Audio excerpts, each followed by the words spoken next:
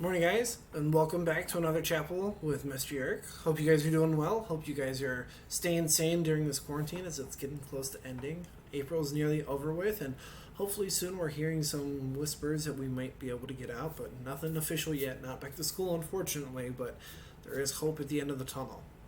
Well, today we come from our devotion from 1 Peter chapter 2, verses 19 to 25. I'm going to read them for you real quick. Here we go. This is a gracious thing when, mindful of God, one endures sorrows while suffering unjustly. For what credit is it if, when you sin and are beaten for it, you endure? But if when you do good and suffer for it, you endure, this is a gracious thing in the sight of God. For to this you have been called, because Christ also suffered for you, leaving you an example so that you might follow in his footsteps. He committed no sin, neither was deceit found in his mouth. When he was reviled, he did not revile in return. When he suffered, he did not threaten, but continued entrusting himself to him who judges justly. He himself bore our sins in his body on the tree, that we might die to sin and live to righteousness.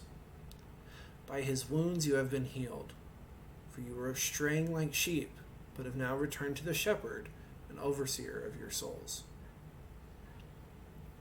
So, our talk today, as you guys can see, we're talking about a stop sign.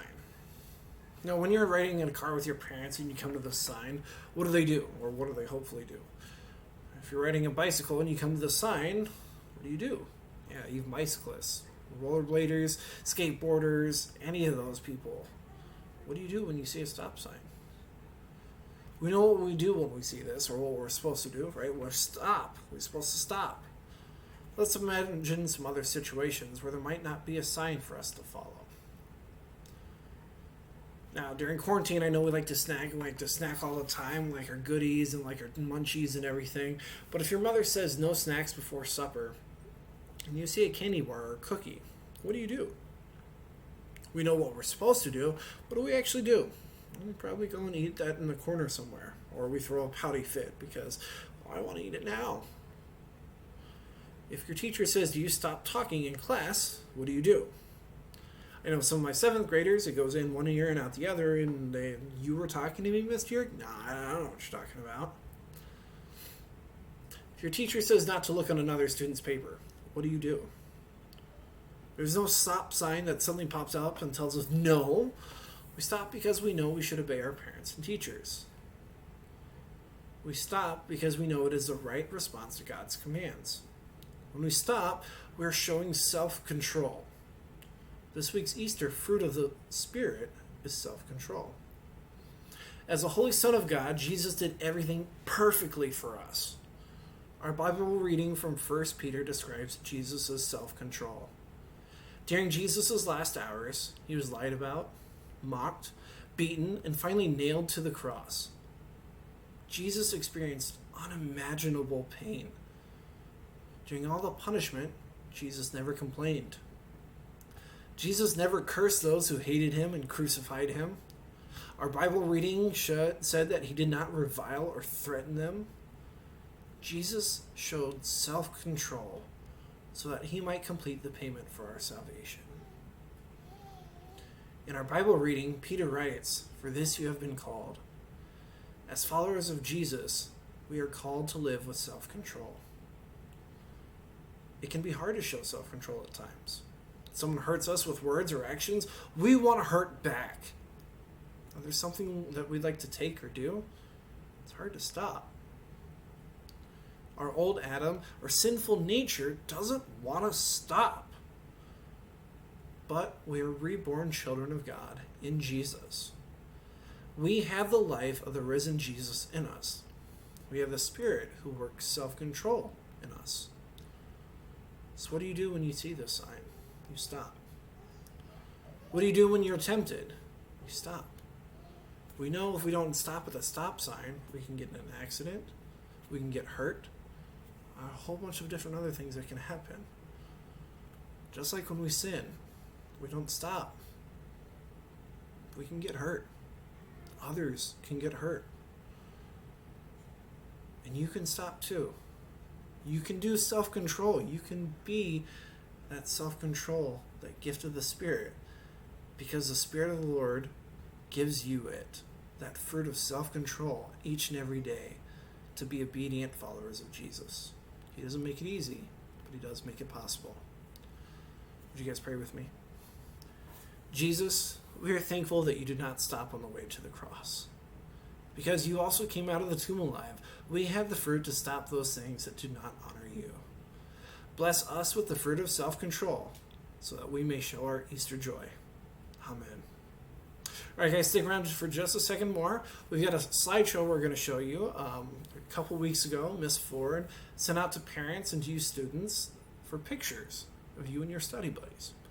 She collected them and put them all on a PowerPoint, and we'd like to show you some of our favorite study buddy pictures from you kids from Faith Lutheran. So, here we go.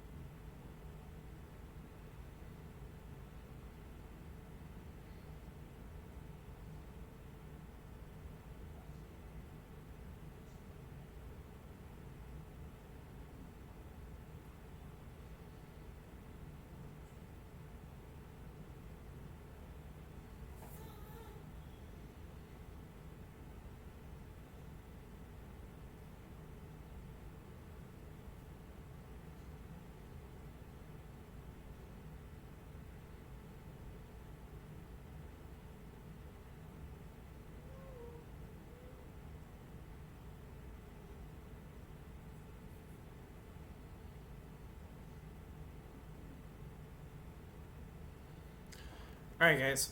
So, I had a little technical difficulty there. There was supposed to be audio playing through that, but oh well. So, you got to listen to probably me breathing or maybe shots of Gordon in the background. But those were just some awesome pictures we got from you guys. Keep up the good work.